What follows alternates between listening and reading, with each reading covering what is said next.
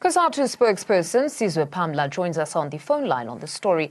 Sizwe, a very good morning to you. What do you, as an alliance partner, make of the dismissal of Makhosi Khoza? Well, it's regrettable that it has come to this. The fact of the matter is that whether people are happy or not with how she raises issues, the reality is that the issues that she's raising are valid. No one can challenge to say she's lying when she says that the ANC stands for ethical leadership, it stands for anti-corruption, it stands for transparency and accountability. None of those critics can say if that is not true. Now, we can have a debate as to whether she is right in handling the issues the way she does. But also the question has to be asked to say, for over a decade now, the polarizing figure inside the ANC has been its president. We all have given him the benefit of the doubt from 2007 up until 2017.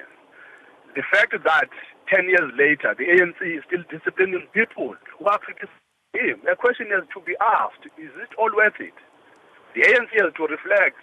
They can discipline all of the dissenters and the critics. They will still have to answer that question, whether was it all worth it to get rid of so many of the ANC loyalists and disciplined members of the ANC for criticizing one individual. Is the ANC prepared to self-flagellate in this fashion just to protect its president? That is the question for the ANC to answer. But the reality is that many of the things that Makhosi Khoza is raising are the principles that have guided the ANC, that we hopefully are still hoping that they will continue to guide the ANC going forward. Now, clearly your position is this was an ill-advised decision. So the question remains, were you taken into the confidence of the ANC ahead of this decision or announcement to relieve her of her duties? No, we were not, and we didn't expect to. Really, it's up to the ANC. The ANC has every right in terms of what it does with its caucus.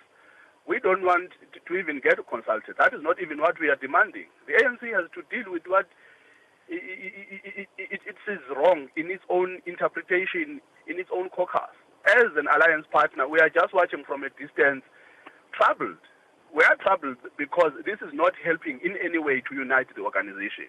And this is not actually the solution. The solution is that at some point we have to reflect as to how is it an organization of this size has gotten rid and disciplined so many of its cadres, not for doing anything other than to call out a very compromised president of the ANC.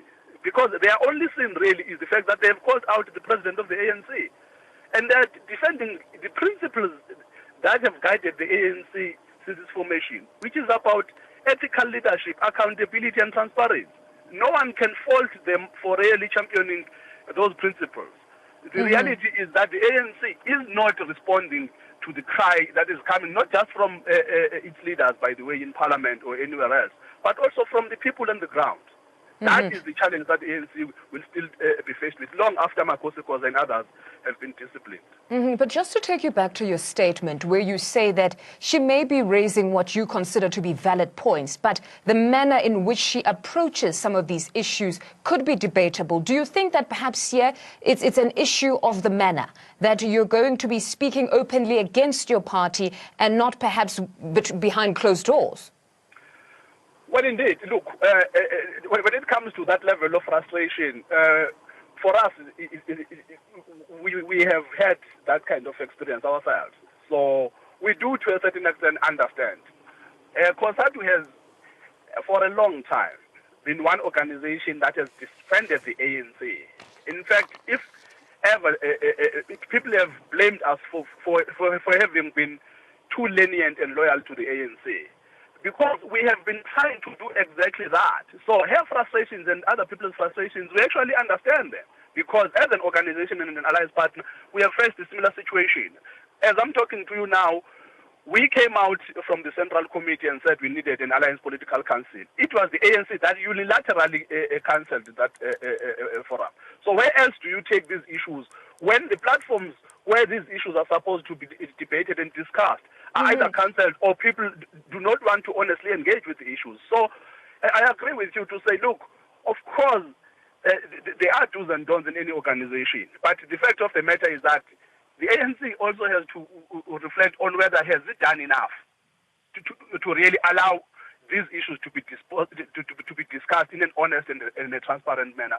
But that is for the ANC to decide. As an alliance partner, we are not really happy with what we are currently seeing, because we think that now it is clear that the biggest victory of the opposition parties was to divide the ANC. What they have managed to do, it might not have been to remove its president, but it was to divide the ANC, and the ANC has fallen into that trap.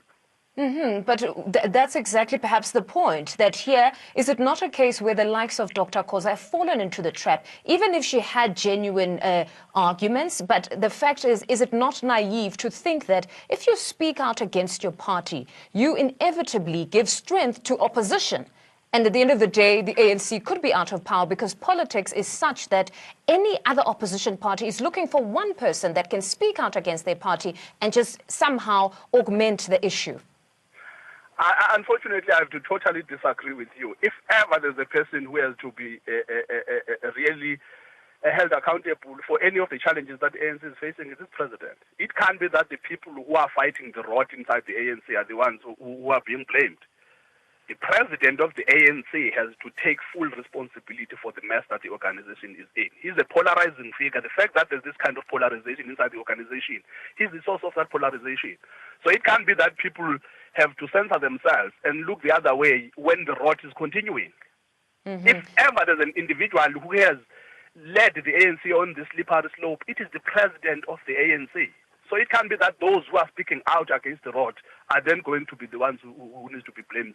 We actually don't buy that. No, Mr. Pamla, always a pleasure speaking to you. That's Cosatu spokesperson Sizwe Pamla giving us their take as alliance partners on yesterday's decision to dismiss Makhosi Khoza from chairing that portfolio committee.